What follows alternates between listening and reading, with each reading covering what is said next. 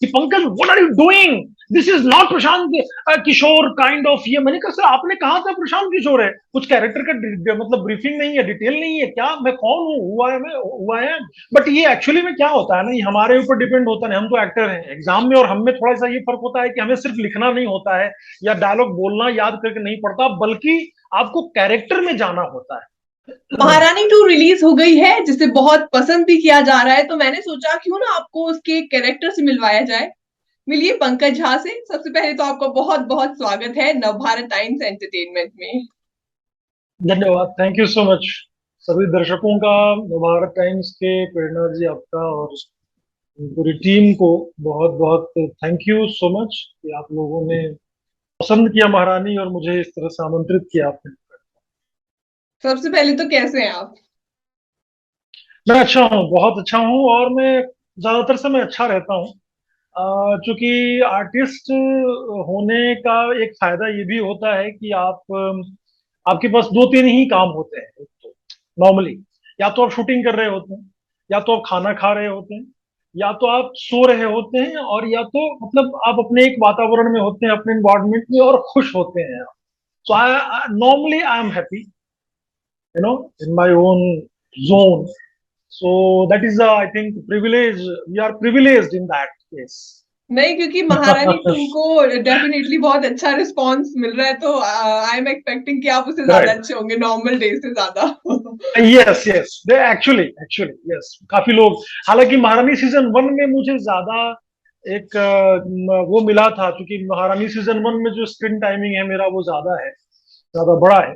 Season 2 में बहुत screen time नहीं है, तो सीजन 1 से लोग ज्यादा अभी भी मुझे उस तरह से याद कर रहे हैं। और सीजन 2 में कुछ लोगों ने मैसेज ये भी किया है कि हम मिस कर रहे हैं आपको, तीसरे एपिसोड के बाद में तो आप दिख नहीं रहे हैं, तो हम आपको बहुत मिस कर रहे हैं।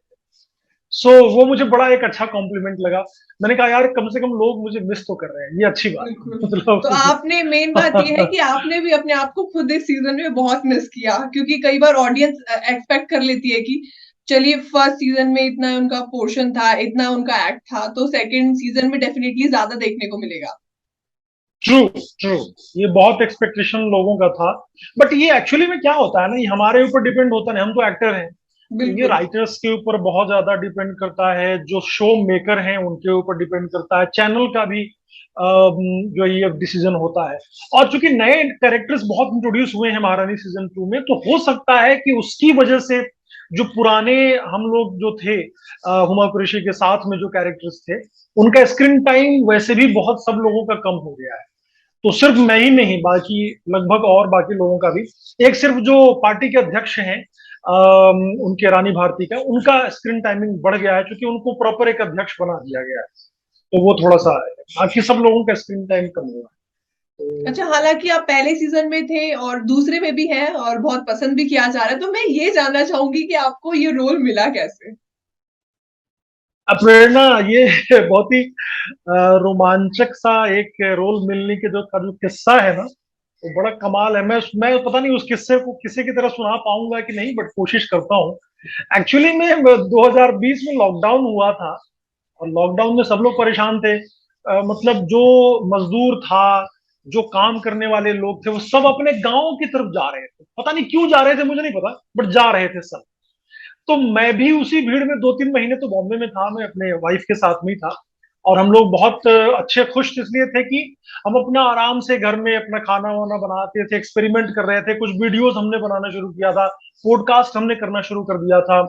फिर हम सड़क पे निकलते थे केला वगैरह बांटने के लिए, तो बड़ा मजा आ रहा था हमें इस तरह से कुछ है ना, इस तरह का चीजें करने में। लेकिन 2-3 महीने से जब ज्यादा बढ़ता चला गया, क्योंकि किसी को पता नहीं था यार कि इतना लंबा हो जाएगा ये लॉकडाउन, तो जब बढ़ता चला गया तो हमने सोचा कि यार सब घर जा रहे हैं, चलो हम भी घर चलते हैं।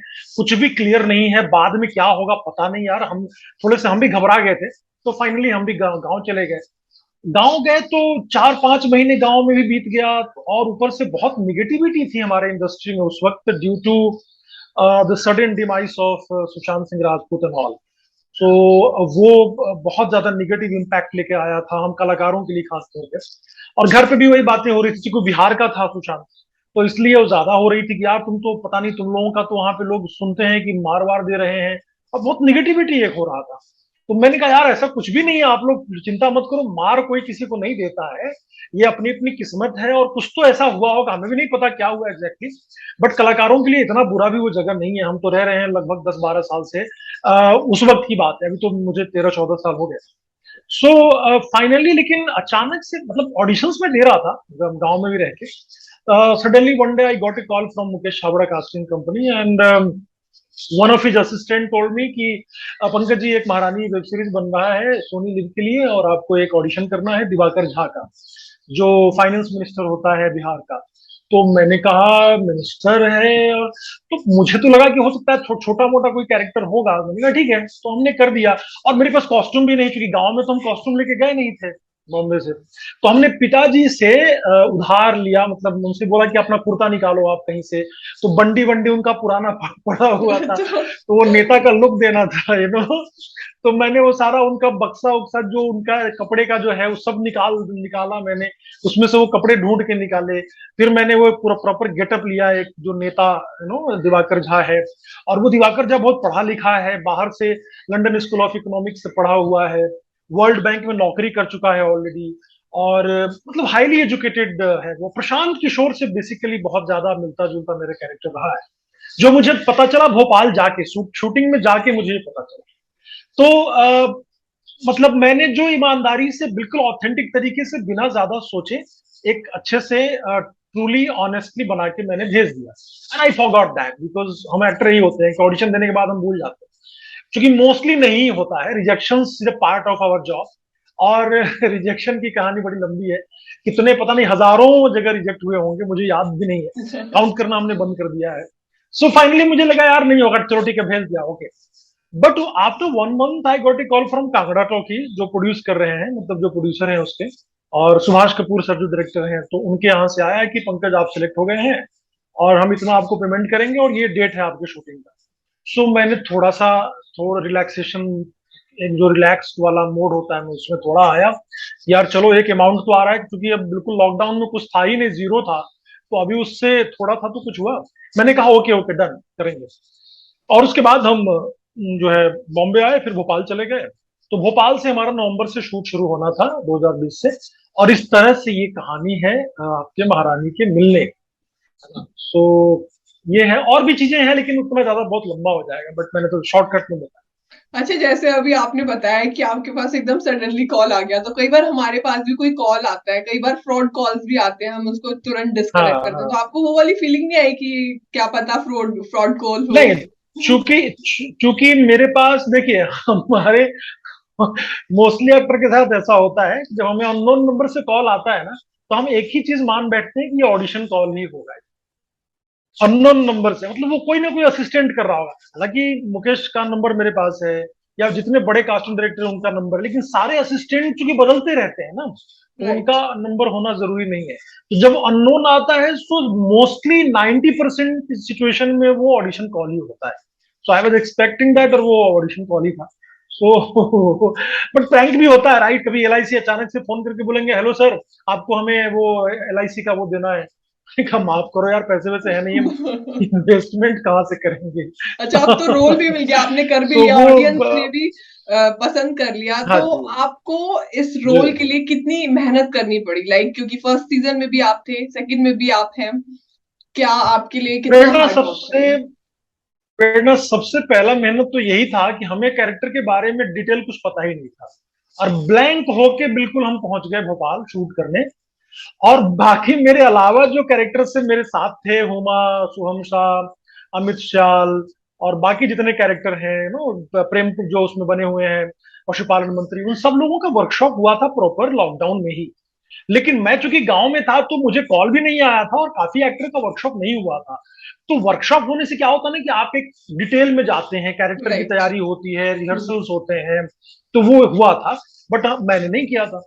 तो मैं तो जैसे ही कपड़े वपड़े पहना, मैं घबराहट में कि यार पता नहीं मैं क्या करूंगा, डायलॉग सिर्फ है मेरे पास, कुछ कैरेक्टर का मतलब ब्रीफिंग नहीं है, डिटेल नहीं है, क्या मैं कौन हूँ, हुआ है। तो मैं छूटते ही जैसे सेट पे गया, तो सब लोग बैठे हुए थे, और सब लोगों से कुछ कुछ बातें हुई। मैंने सीधा सुभाष कपूर से सवाल किया, मैंने कहा सर प्लीज हेल्प मी, मैं एक अलग डिलेमा में हूँ, मुझे कैरेक्टर का कुछ भी नहीं पता है, मैं डायलॉग याद करके आ गया हूँ सिर्फ, कब मैं हूँ कौन बताओ तो सही सर, मैंने वर्कशॉप भी नहीं किया है। और मैं घबराया, बोला अरे अरे शांत हो जाओ पहले। तो उन्होंने कहा do you know Prashant Kishor? मैंने कहा yes I know him. So you are Prashant Kishor? मैंने कहा ओके। तो जैसे ही उन्होंने ये कहा तो मैं थोड़ा रिलैक्स हो, क्योंकि प्रशांत रिलैक्स। किशोर उससे ठीक पहले मेरी यहाँ तक की बातचीत हो चुकी थी। उनकी आइडियोलॉजी से मैं बहुत कनेक्ट करता हूँ।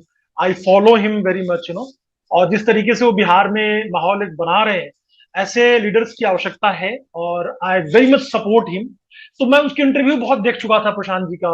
उनका जो बॉडी लैंग्वेज है, जो बोलने का तरीका है, वो सब मैं मुझे सिर्फ 10 मिनट लगा होगा, और वो सारा मैंने ग्रेस्प किया। और सेट पे हमें 10 मिनट के बाद ही सेट पे जाना था, और वहां लेके चले गए, कैमरा ऑन हो गया और शूटिंग शुरू हो गई, और डायलॉग्स जो था मेरे पास। बट मैं प्रशांत किशोर वाले जोन में कंप्लीट चला गया, और उस तरह से डायलॉग मैंने बोलना शुरू किया। बट पता वहां जाके चला कि उसमें भी कुछ और खेला है, मतलब उसमें भी कुछ ट्विस्ट है। अच्छा। मतलब वो सिर्फ प्रशांत किशोर नहीं है। प्रशांत किशोर ऐसा प्रशांत किशोर जो बिहार आने के बाद वो जैसे कैबिनेट वो ज्वाइन किया है रानी भारती और उमा भारती का, तो वहां पे बिहारी पूरा का पूरा वो बिहारी उसमें ढंग मतलब रंग में ढल चुका है। वो उस तरह से कटाक्ष मारता है। बिहारी लोग की बहुत सरकाज्म है, सरकास्टिक बहुत होते हैं, बहुत कटाक्ष मारते हैं। मैं हूं बिहारी खुद ही, तो मुझे पता है, क्योंकि मेरे घर का माहौल और बात में भी ना बहुत कटाक्ष मारते हैं। मतलब कटाक्ष का वहां समझ लीजिए दुकान है। आप अच्छा कटाक्ष भी मारेंगे, बुरा भी मारेंगे, सब तरह से लेकिन होता है। कटाक्ष जरूर मारेंगे। तो वो जरूर मारेंगे, मतलब वो ऐसा लगता है कि उनका जन्मसिद्ध अधिकार है। हम बिहारियों का जन्मसिद्ध अधिकार है कटाक्ष करना। और दिन की शुरुआत वहां से होती है। बात में भी मतलब 10 लाइन होगा, उसमें कम से कम 6 लाइन वो कटाक्ष का होगा। ऐसा ऐसा होता है। तो और मैं बड़ा नॉर्मली सीरियसली, क्योंकि मैं बोला कि यार प्रशांत किशोर कटाक्ष कैसे मार सकता है, बड़ा पढ़ा लिखा आदमी है, he so well educated, his English is so good, वो अंग्रेजी बोलते हैं इतनी अच्छी, और उनका जो मतलब बोलने का तरीका है वो बहुत ही, आपने देखा होगा प्रशांत किशोर को, और सब लोग जानते हैं उनके बारे में। तो मैं, अब सुहास सर थोड़ा सा मतलब हाई हाई मतलब टेम्पर में आ गए, वो गुस्से में आ गए, और उन्होंने लगा मुझे झकझोरना उन्होंने शुरू किया कि Pankaj what are you doing, this is not Prashant Kishor kind of. ये मैंने कहा सर आपने कहा था प्रशांत किशोर है।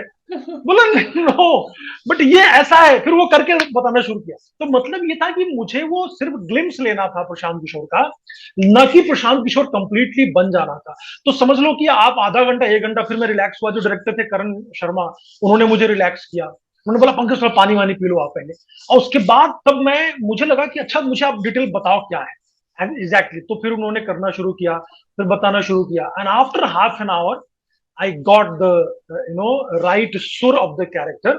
और उसके बाद फिर वो शूटिंग शुरू हुई, और फिर उनको अच्छा लगा। फिर वो जो कैरेक्टर था, आपने सुना देखा भी होगा, वो सीन बड़ा हाईलाइट हो गया था, जो टेक्निकल सीएम वाला सीन है, वही सीन की बात कर रहा हूं मैं। दैट अच्छा, was my first day shoot, first scene जिसके लिए हम शूट कर रहे थे भोपाल। तो क्या ये तो मान लिया टेक्निकल जाए कि सीएम आप बिना की वजह तैयारी से के एग्जाम में बैठ गए और आपने रॉक कर दिया?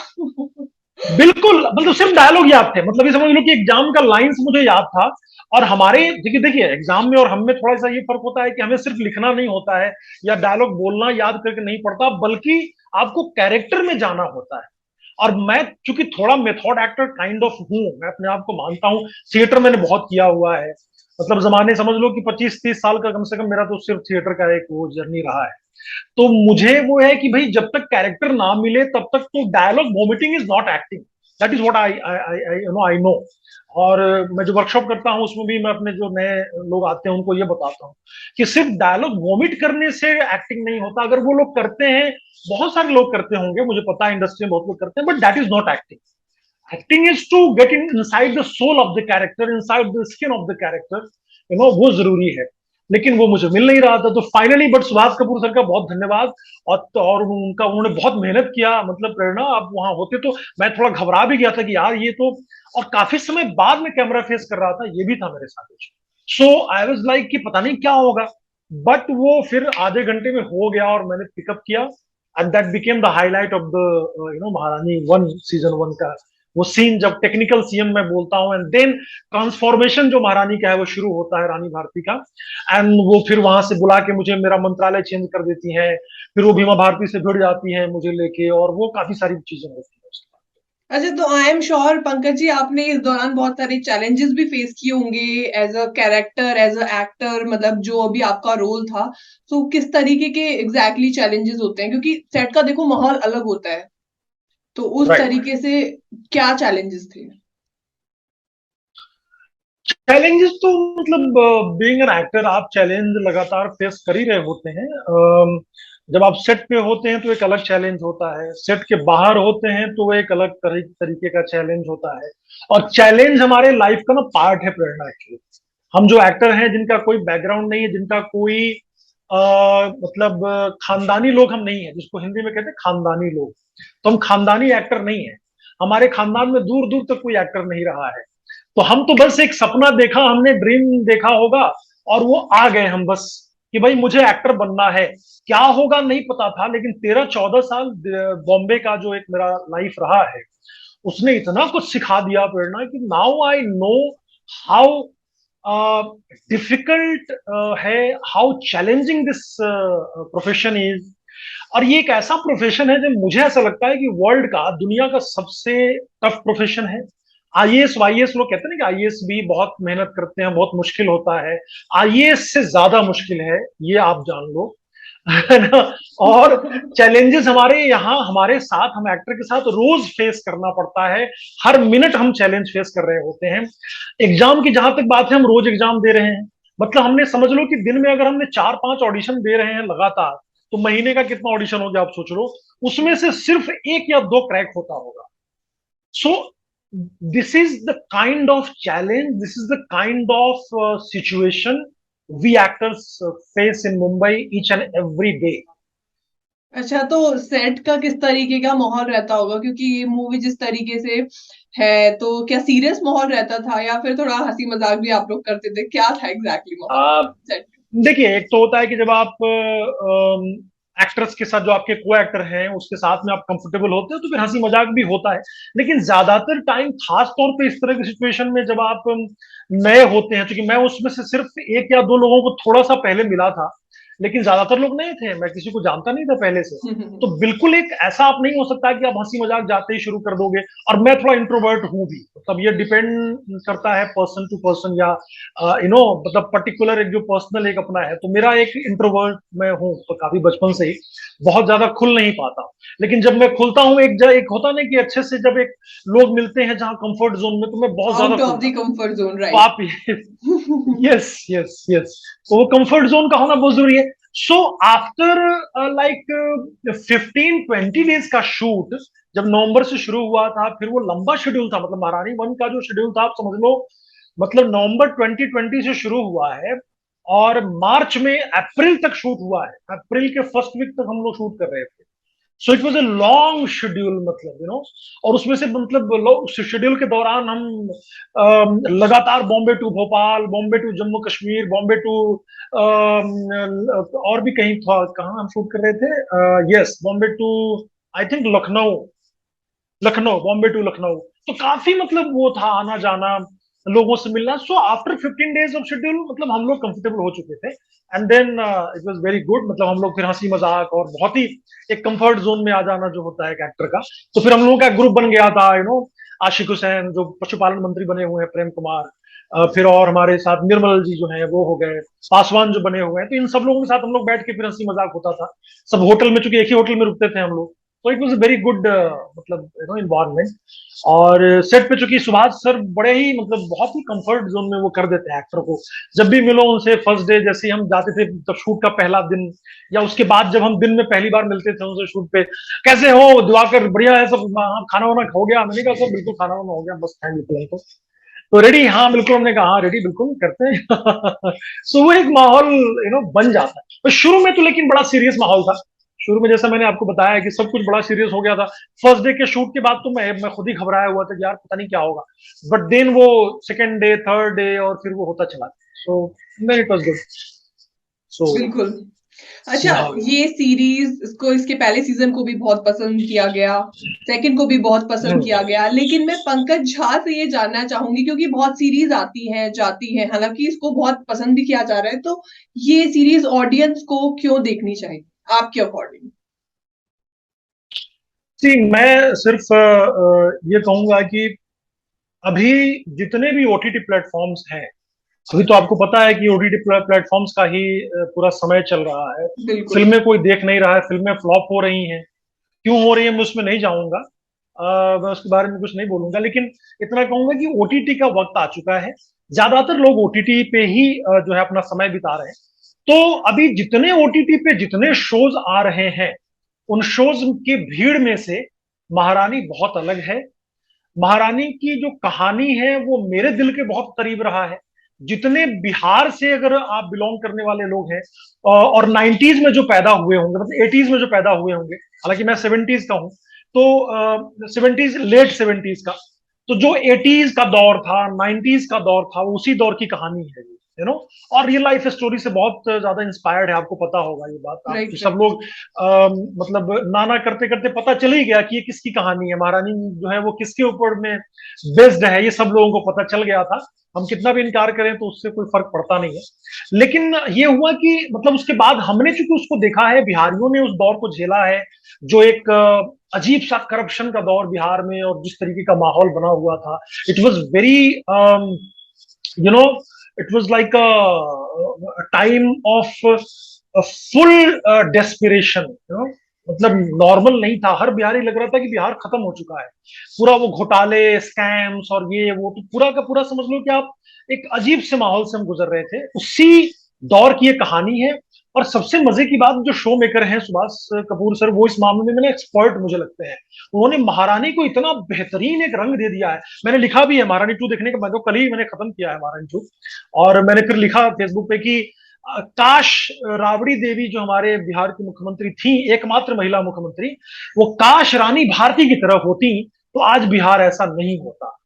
मतलब बिहार में सचमुच में रानी भारती की आवश्यकता थी। आप प्रेरणा, आप समझ लो, क्योंकि जिस तरीके से रानी भारती का जो एक ट्रांसफॉर्मेशन है ना, और वो जिस तरीके से पावरफुल बनती चली जा रही है, और एकदम लड़ गई, अपने पति से लड़ जाती है कि यार बिहार को मुझे ठीक करना है, करप्शन को खत्म करना है, चाहे उसके लिए मुझे कुछ भी करना पड़े।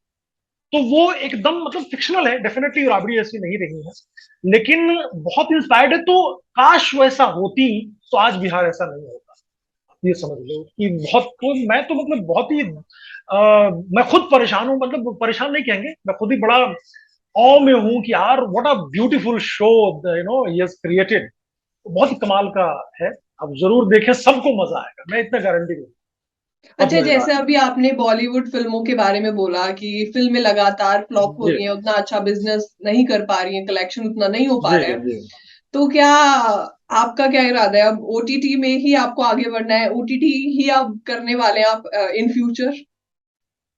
देखिए, बहुत एक ना बड़ी कड़वी सच्चाई बताता हूँ। हम लोगों के पास ज्यादा चॉइस नहीं होता है ना। हम एक्टर होते हैं ना, हम बड़े खुले होते हैं। हमें टीवी सीरियल वाले बुला लेंगे तब भी हम चले जाएंगे, क्योंकि पैसे कमाना, वहां से पैसे मिल जाते हैं अच्छे। ओटीटी वाले बुला लेंगे, वहां भी चले जाएंगे। फिल्म वाले तो पहले बुलाते ही नहीं थे। अब शायद हो सकता है माहौल बदला है, क्योंकि ओटीटी पे होने से पता है क्या हुआ है, हम जिससे एक्टर, जो हार्डकोर एक्टर आप कह सकते हो, मैं अपने आप को उसमें मानता हूँ। मनोज बाजपेयी सर हो गए, पंकज त्रिपाठी हो गए, तो उस तरह के लीग में मैं अपने आप को देखता हूँ आगे आने वाले समय में। तो मुझे ऐसा लगता है कि हम जैसे एक्टर के लिए ना ओटीटी ने एक दरवाजा खोल दिया है। और इतने अच्छे रोल्स हमें मिलने लगे हैं ना, कि हमने फिर फुल पोटेंशियल जो हमारा है वो दिखने लगा है, हम एक्टर्स का, कि हम परफॉर्मेंस हमें करना आता है। तो परफॉर्मेंस का जैसे ही मौका मिलता है ना, हम बिल्कुल परफॉर्म कर देते हैं। तो फिर वो फिल्म वाले जो हमें काम नहीं दे रहे थे, अब उनके लिए भी एक ये हो गया कि अरे यार, ये तो कमाल के जो है वो एक्टर्स थे, हमें हमने इनको काम दिया क्यों नहीं। अभी मुझे ऐसा लग रहा है कि अगर फिल्मों का दौर आना, ये देखो बड़े पर्दे का जो दौर है कभी खत्म नहीं होगा। बिल्कुल। बड़ा पर्दा था तो बड़ा ही रहेगा हमेशा। वो बड़े पर्दे को आप छोटा कभी नहीं कर सकते, या वो खत्म नहीं होने वाला। तो बड़े पर्दे में अब हमारी जो संभावना आगे, अगर आने वाली फिल्में अच्छी बनती हैं और ज्यादा बनती हैं, तो मुझे ऐसा लगता है कि हम जैसे एक्टर को ज्यादा काम मिलेगा वहां भी।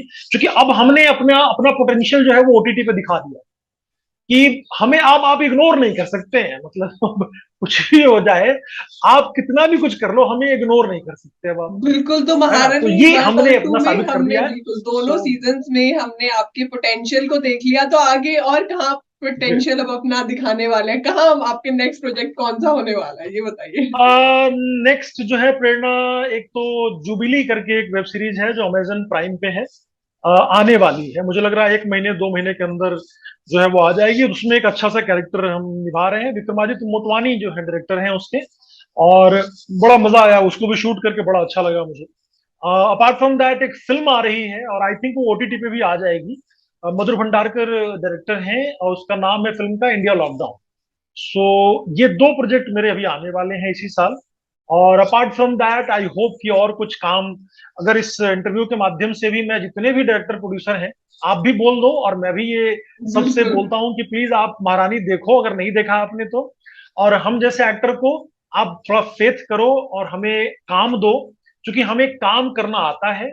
और हम परफॉर्मेंस बेस्ड हमारा जो एक है, आप किसी तरह का प्राइमरी कैरेक्टर हो, सेकेंडरी कैरेक्टर हो, whatever character you you think that I am fit in, definitely you should think about us. So हम सोचिए आप हमारे बारे में, और कुछ अच्छा काम है तो आप प्लीज हमें दे दीजिए। अच्छा हम तो पंकज यही जी, अब कहेंगे। अपने स्टाइल में एक ऑडियंस को बोल दीजिए कि ये मूवी जिसने नहीं देखी, ये सीजन जिसने नहीं देखा, फटाफट से जाके देख लो अपने स्टाइल में। ओके, सो देखिए ऐसा है, दिवाकर झा आप लोगों से कह रहा है कि जितने भी ऑडियंस हैं हमारे आसपास, जितने भी बिहारी भाई लोग हैं, और बिहारी में इसलिए बार बार कह रहा हूं कि चूंकि बिहार की कहानी है, और तो मतलब बिहार के लोगों को तो देखना ही देखना है। अपार्ट फ्रॉम दैट ये पूरा शो हिंदी में है, ऐसा नहीं कि बिहारी में ही पूरा है। हम कहीं ना कहीं बिहारी टच लेके बोल रहे हैं, भाषा जो हमने बोला है वो बिहारी टच है, हिंदी है, प्रॉपर हिंदी हम बोल रहे हैं। और दिवाकर झा जो है वो इंग्लिश भी बोलता है, क्योंकि दिवाकर झा मेरा जो कैरेक्टर है वो लंदन स्कूल ऑफ इकोनॉमिक्स से पढ़ा हुआ है, सो वेल एजुकेटेड है। और तो देखिए दिवाकर झा आप लोगों से करबद्ध प्रार्थना कर रहा है हाथ जोड़ के कि आप लोग जरूर महारानी को प्यार दीजिए, जैसे वन को दिया था, सीजन वन को, ये सीजन देखने के बाद मतलब महारानी वन से भी ज्यादा इंटरेस्टिंग है। जो घटनाक्रम है, जो नए एक्ट्रेस आए हैं, they have perform so well. अब देखो इसको मजा बिल्कुल, जैसा पहले सीजन को प्यार मिला, मैं चाहूंगी उतना ही प्यार मिले, इनफैक्ट उससे भी ज्यादा प्यार मिले महारानी 2 को। और जिसने ये सीजन नहीं देखा जाके फटाफट से देखो, और जिसने देख लिया तो हमें कमेंट सेक्शन में जरूर बताएं कि आपको कैसा लगा सीजन, और पंकज जी की एक्टिंग कैसी लगी, और क्या एक्सपेक्ट कर रहे थे आप, क्या उम्मीदों पर खरी उतर पाए वो। जी बिल्कुल बिल्कुल। चलिए, हमसे बात करने के लिए बहुत बहुत शुक्रिया, बहुत अच्छा लगा आपसे बात करके। विश यू ऑल द मुझे वेरी भी best for your future. Thank you Prerna, thank you so much Navbharat times, thank you all the audience, बहुत सब लोगों का धन्यवाद। आप दर्शकों का इस खास तौर पे मैं धन्यवाद करना चाहूंगा, क्योंकि आप लोगों की वजह से हम हैं। आप अगर नहीं देखेंगे तो हम फिनिश्ड हैं, जान लीजिए। तो आप लोग ही हमारे सब कुछ हैं, हमारे भगवान हैं, हमारे देवता हैं, हमारे सब कुछ हैं। बिल्कुल, थैंक यू सो मच।